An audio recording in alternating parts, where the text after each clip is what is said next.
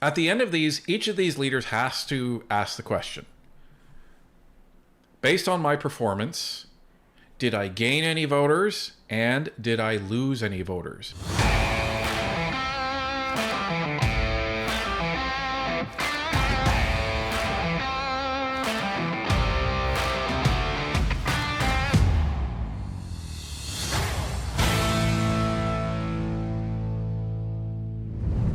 Holy moly. Holy moly.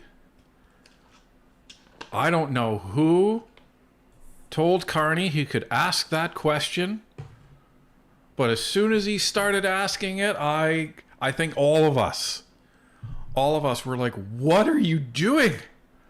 What are you doing? This is a gift. And Pierre, This is the answer of a 20-year politician. It almost feels like Carney sent him the question, like beforehand. That's what this feels like. It almost feels like he sent him the question. Unreal. And folks, that answer,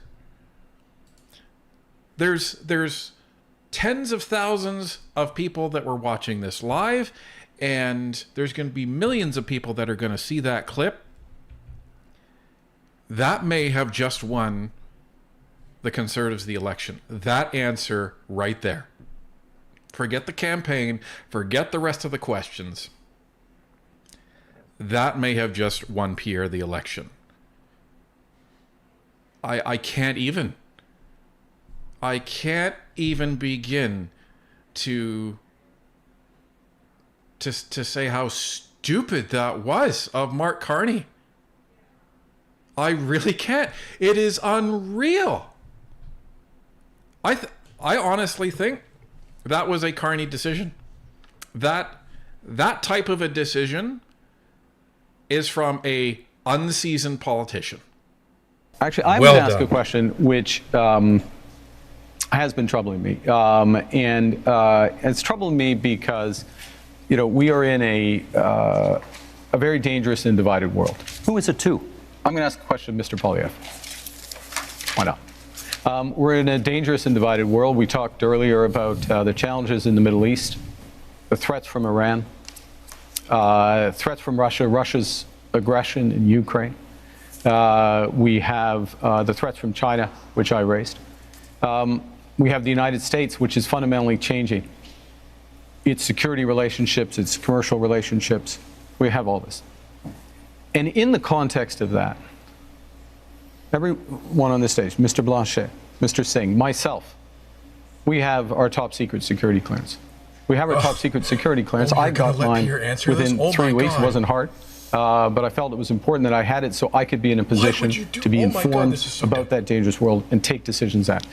And Mr. Poilievre, it is now 950 days, if my numbers are right, since you've had the opportunity to get your top secret security clearance, and you've refused. Why? Well, first of all, I have got my security clearance when I was a minister. I got top secret clearance at the time, so there's no problem getting that.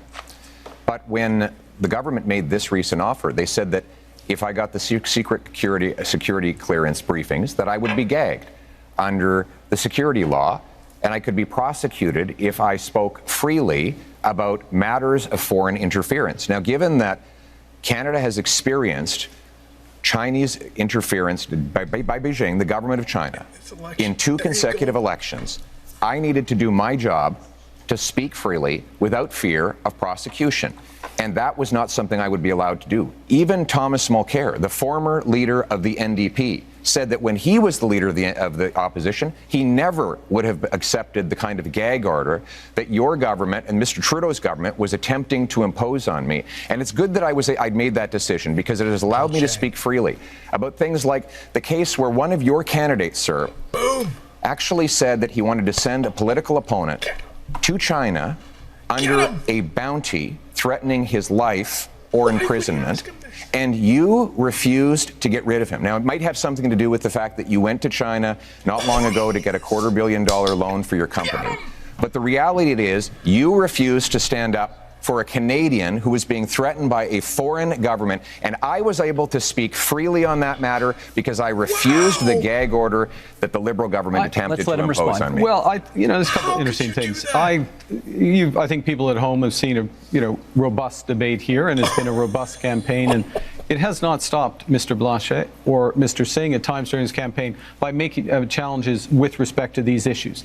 So one can address it. I will observe, as someone with a top secret security clearance, that China is not the only country that is accused of foreign interference.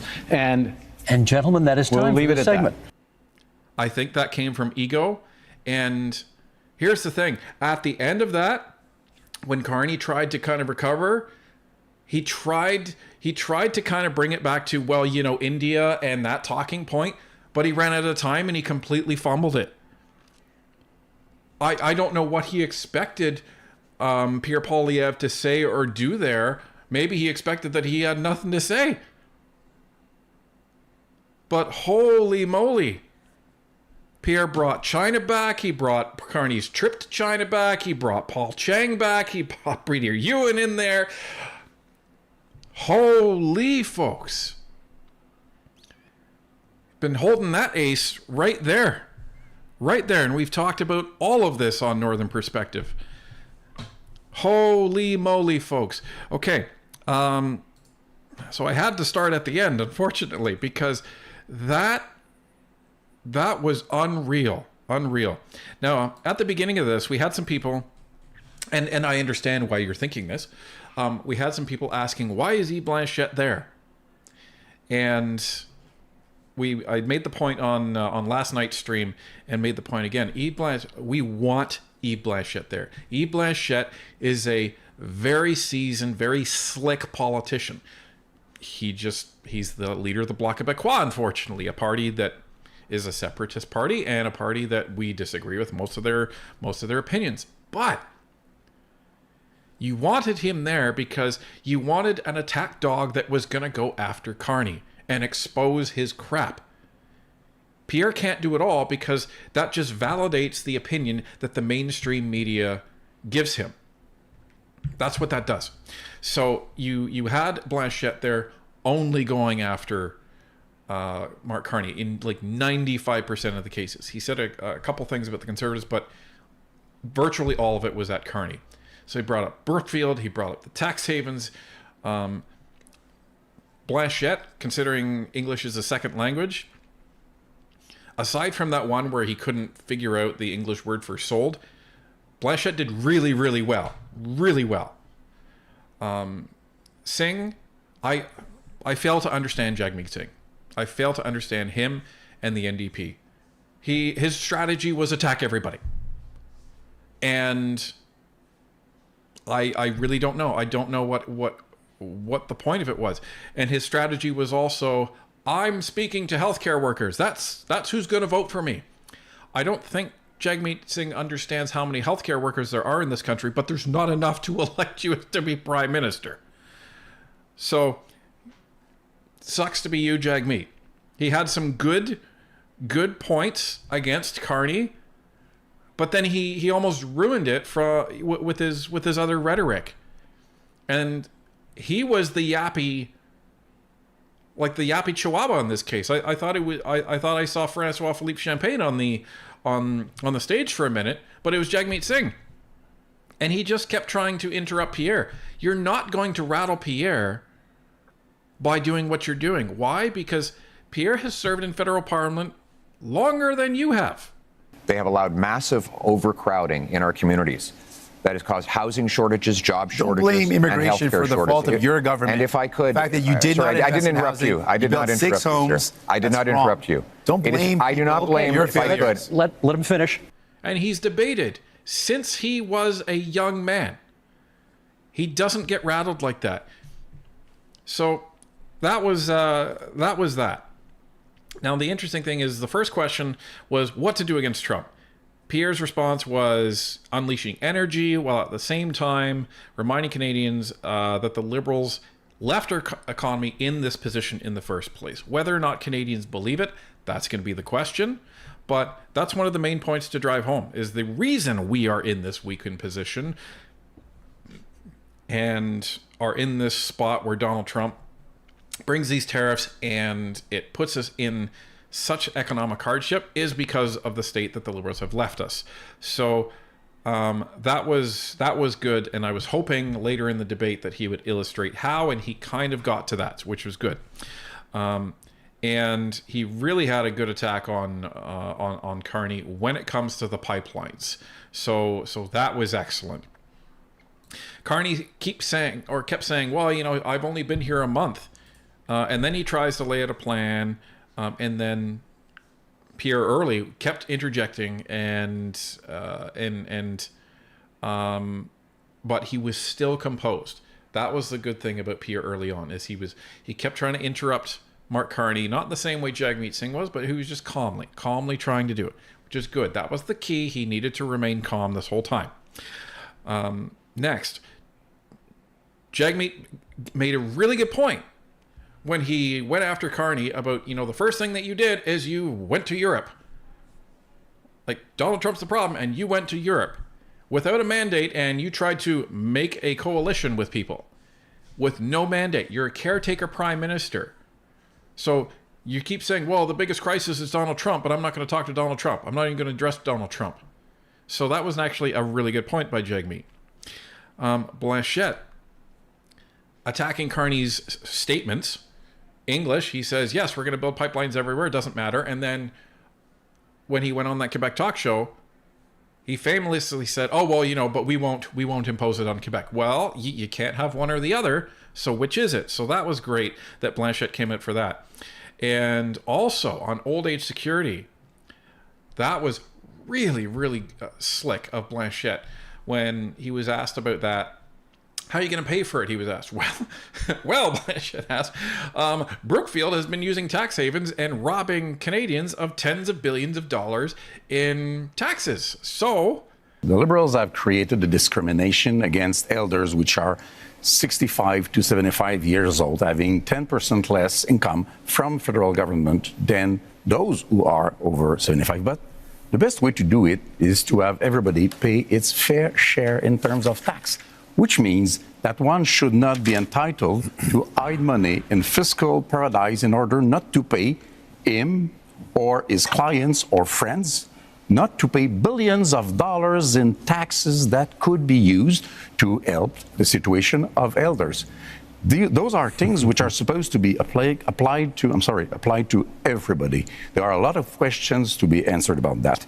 Other ways to do it is to reduce the pressure on housing price, to make sure that the whole budget of elders and families and workers can afford houses which have increased dramatically in price. Monsieur Blanchet. That's time for this one.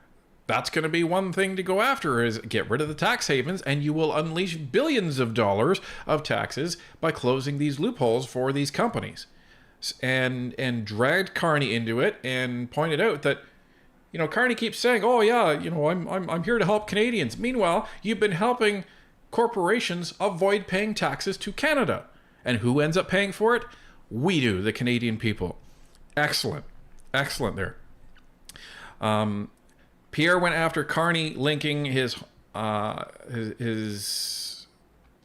housing promises to Trudeau, and he's right, because it was almost the same script verbatim that Trudeau was saying back in 2015. Oh, we're going to double this, we're going to do this, and we're going to do this. Never mind the fact that Justin Trudeau famously, I think it was last year, in the summer, right when he had that big Band-Aid on his head, he said, housing has not been traditionally, you know, the jurisdiction of the federal government. Okay, well, then why have you been promising to build houses for 8 to 9 years at that point? Well, Mr. Carney, the reality is that housing costs doubled under the Liberal government, while Justin Trudeau made exactly the same promises that you are now repeating today. He promised that he would double home building. In fact, home building went down. He promised that he'd reduce the cost. In fact, it went up. And here we are. Mark Carney is asking for a 4th Liberal term, repeating the exact same Liberal promises that priced you out of a house. Just a few weeks ago, before the election, the Liberals voted against taking the GST off new homes, and they have continued to build up bureaucracies that block construction. We need a change so that you can afford a home, and our change will be, again, to axe the sales tax on new homes, incentivize municipalities to speed up permits, free up land, and cut development costs. Train up 350,000 young people who can be in the trades to build those homes and sell off the land that is going to be needed in order to build homes. That is a real plan for you to own a home and afford your life for a change. That was good because he reminds all the Liberal voters, do you remember that guy? You remember that guy you hated? Do you remember he made the same promises? And he's hoping some of these people be like, oh yeah, this sounds very, very familiar. So if the same promises have been made for 10 years, why are you going to continue to believe them? Fool me once, shame on you. Fool me twice, shame on me. Fool me 4 times, I don't know what to say. And Blanchette had a gut punch when he went after Mark Carney on his experience. And Mark Carney tried to say, oh, you know, if you ask any economist in Quebec and anywhere else, they'll say that I'm the one that was responsible for getting us out of 2000. And Blanchette was like, really? Have you talked to anybody? I don't know if a lot of Canadians picked up on that, but it was a great, it was a great retort because it completely indicted him. And Pierre, what we noticed is because one of the strongest motivators in Canada right now, as we all know, is the affordability crisis. That is the biggest problem in Canada right now. So Pierre brought it back to that whenever he could. And even though immigration was off the table, it wasn't in the discussion, it was nice to hear both Yves Blanchette and Pierre bring that into the discussion. They didn't want to let people forget about it, and I think Pierre even brought it twice when he was talking about the Century Initiative, telling Canadians that Carney and the Liberals want to drive up the Canadian population to 100 million, which is a huge problem. So that was excellent. And when he was asked about the question of the overrepresentation of Indigenous people in the criminal justice system, it was a great pivot. I'm concerned that Indigenous people are disproportionately the victims of crime. I give you the example of a wonderful group of Indigenous people who came under attack in Saskatchewan, and many of them were murdered. Killer was out of jail after 60 prior convictions. This is the result of 10 years of Liberal laws that allow the same offenders to be released dozens and dozens of times, even when it's known they are a danger. We can't risk a 4th Liberal term of soft on crime policies. We need a change. And the Conservative plan for change will bring in a 3 strikes you're out law. 3 convictions for serious crimes, you go to jail for at least 10 years, maybe for life, no chance of parole or bail. We will bring in life sentences for traffickers of fentanyl, human beings, and guns, and we will secure our borders to keep the illegal guns Thank you, Mr. Poilievre. That's time. Because he pivoted it back to the failed Liberal crime policies and even cited examples. So that was really, really slick for him to do that. The notwithstanding clause, excellent answer by Pierre, cited real examples, tough on crime, and indicted it. And when Carney had said, that's dangerous thing to do, immediately Pierre starts writing something down. I'm like, I know exactly what he's writing down.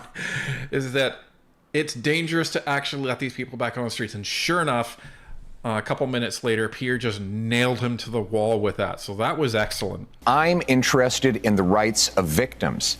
Mr. Carney seems to be very interested in the rights of criminals. He says that it's dangerous for me to ensure that mass murderers stay behind bars for life. You know what's dangerous? Turning them loose on our streets. There you go. I don't think you appreciate, sir, the chaos that is unfolding in communities. In Toronto right now, The police have been forced to tell people to just let the thief steal the car. When they break into the house, just take the keys. Just let them take the keys so that you don't get hurt. People are living in terror in many of our communities precisely because of the catch and release bail law, C-75, which requires judges release the accused at the earliest opportunity under the least onerous conditions. You saw the skill in debating from Pierre just on display today. Very, very good. And Yves Blanchette as well. Both of them. They did so well. Carney was asked, what's the biggest national security threat? He says, China.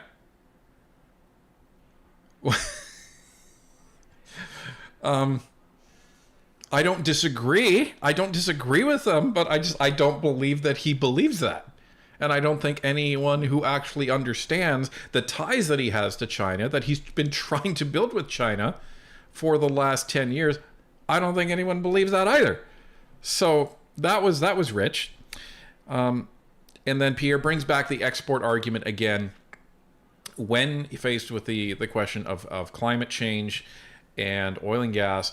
So very, very strong argument. He made the same one last night, so it wasn't surprising that he brought it up again for all the English viewers to hear. So phenomenal that he brought that in. Very, very strong argument.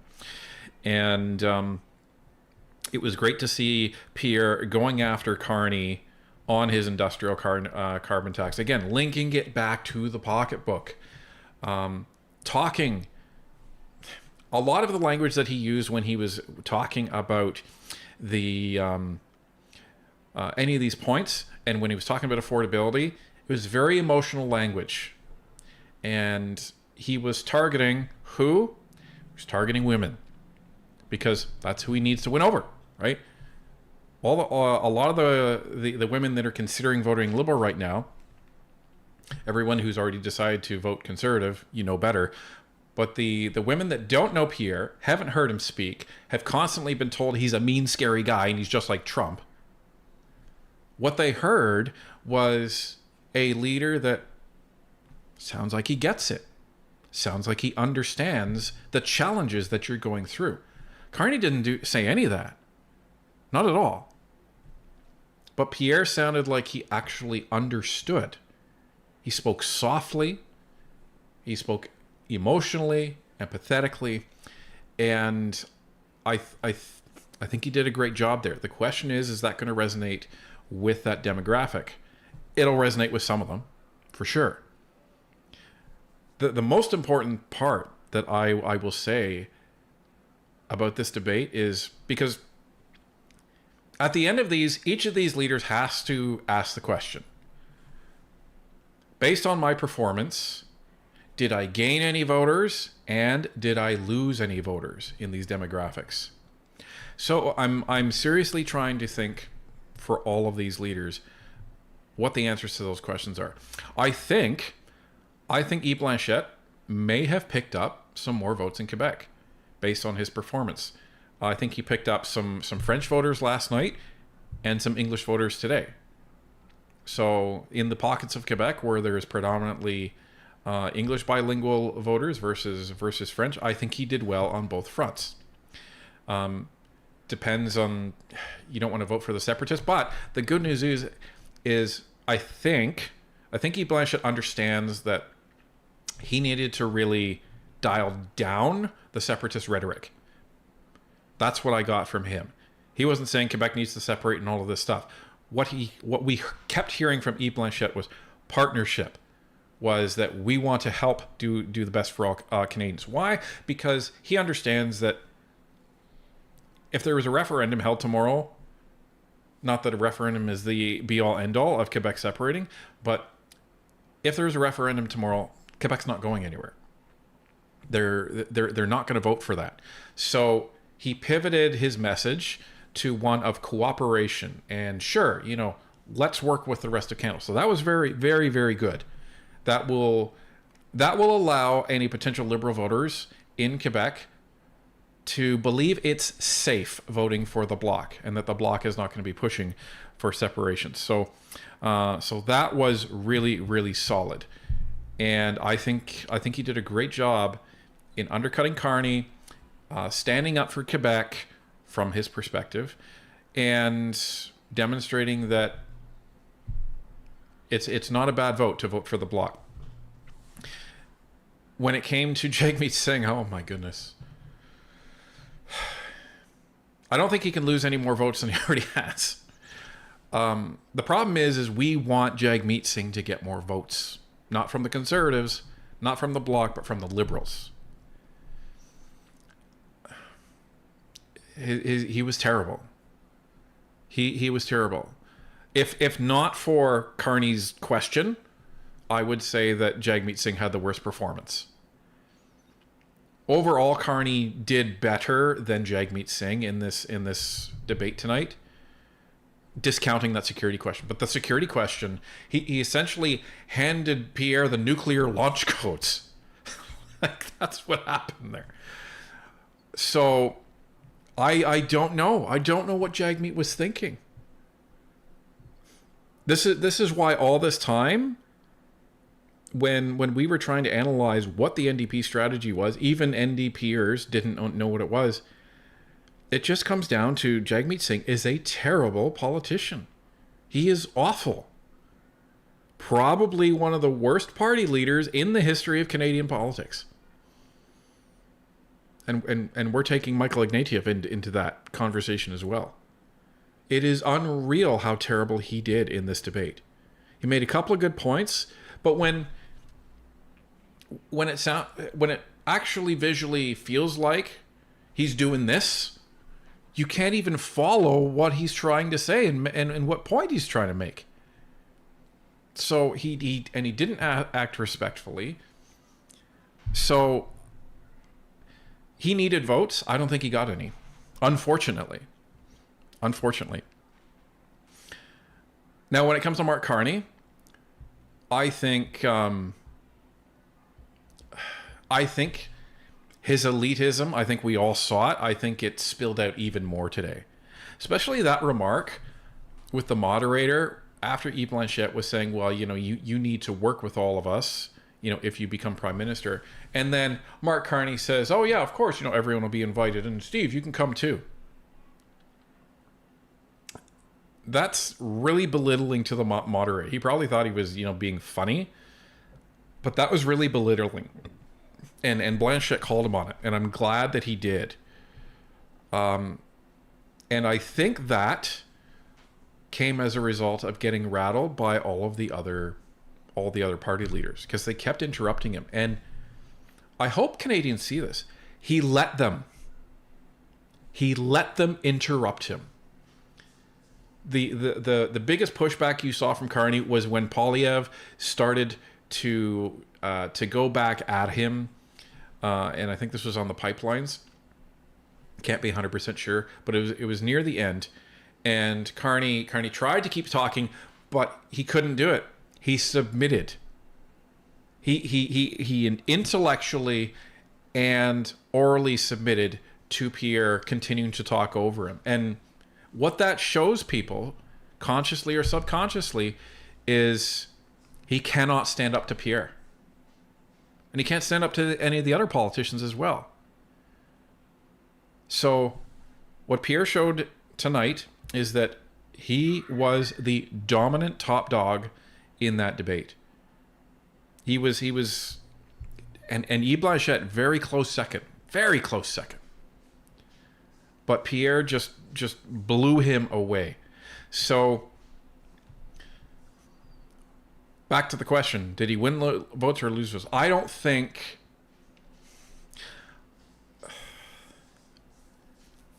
I don't know if he won any new votes. It depends on how scared he made some people. Because there's going to be a bunch of swing voters that are seniors. There's going to be some swing voters in their 30s and 40s. I don't think there's any swing voters in the younger demographic. But I think that Mark Carney did a lot of damage. Because remember, as we said yesterday, a lot of people have not heard Pierre speak. The English voters that were looking at the live stream last night, you're hearing it through a translator, so you don't get to really hear it. But they heard Pierre today, and they heard Carney today, and they watched Carney today. He kept doing this, first, second, third, and it gets tiring after a while. This is boardroom speak. I've seen it many times. And what Mark Carney is used to is when he starts speaking, everyone is quiet. Because in the boardroom, it's very rude, it's impolite, it's unprofessional to interrupt. But this isn't a boardroom. This isn't a company. This isn't a multi-billion-dollar corporation, Mr. Carney. This is a country. And this is politics. And that's a completely different arena. And one that he demonstrated tonight, he is not prepared for in any way, shape, or form. So when it comes to Pierre, I think he did literally all he could. I think he was flawless tonight. And I'm trying to be as objective as possible, folks.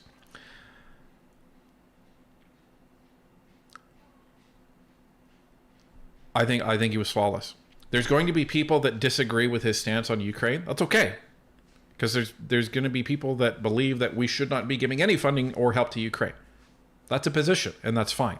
The question is if that's the only thing you disagree with, do you agree with everything else that Pierre said? You have to ask that question. So that's going to be a voting point for a lot of people. Do I think we should be giving Ukraine money? No.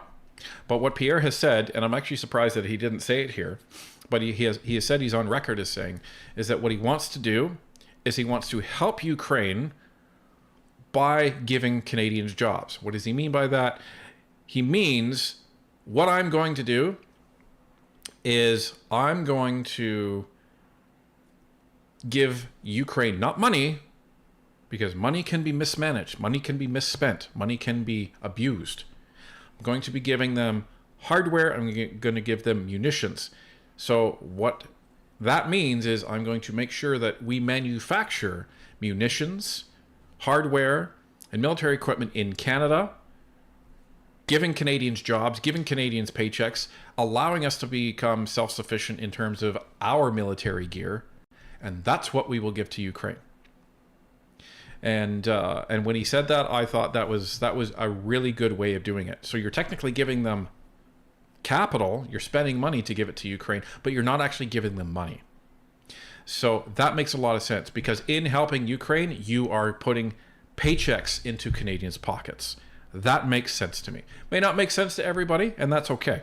But that makes sense to me. And then we can rebuild our own munitions, because we only have 3 days of munitions if a war were to break out today. So anyhow, so that was phenomenal, folks. But I got to come back to that security clearance. In what world? Because these questions are supposed to be checkmate questions, right? And the way Carney was kind of leading up, I'm like, what have you got? I'm not seeing where this is going. What have you got? And then when he started talking about the security clearance, I'm like, you will not ask that question. And then he did. And when he asked that question, you all saw me. I imagine I had a very similar reaction to the 24,000 people on this stream that were watching. Like, what are you doing? You silly, silly man. And here's the thing, folks. This is the way I look at it, but this isn't going to come across to a lot of Canadians that are not really paying attention to politics. And this is unfortunate, but this is really important. If you are going to make this type of gaffe in a leadership debate for an election, I don't want you talking to other leaders when it comes to national security.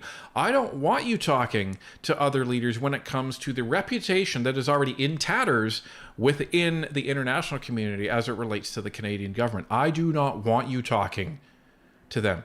What other gaffes are you going to make? Because this was a massive one. huge error in misjudgment. So that's that. But folks, this lived up.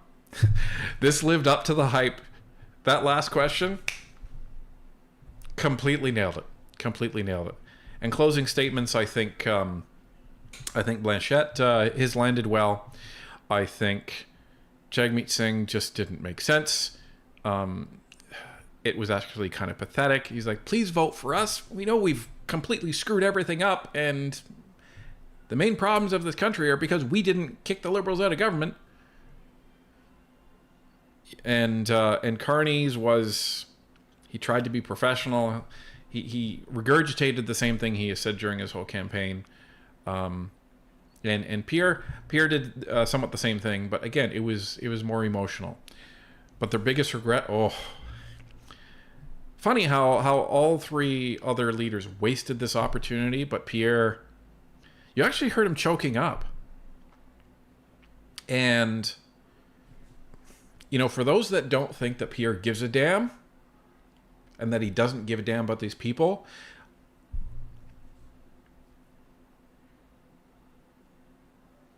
that showed me he was genuinely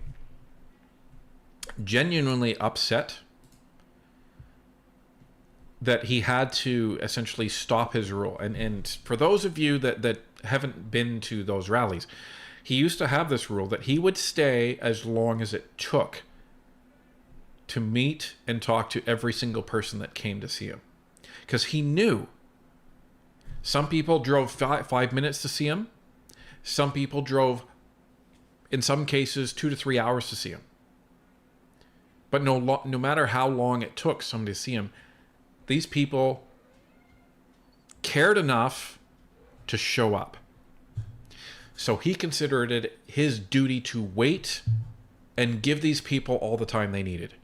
For those of you that were at these rallies, what you knew and what you saw was nobody in Pierre's staff was allowed to rush you out.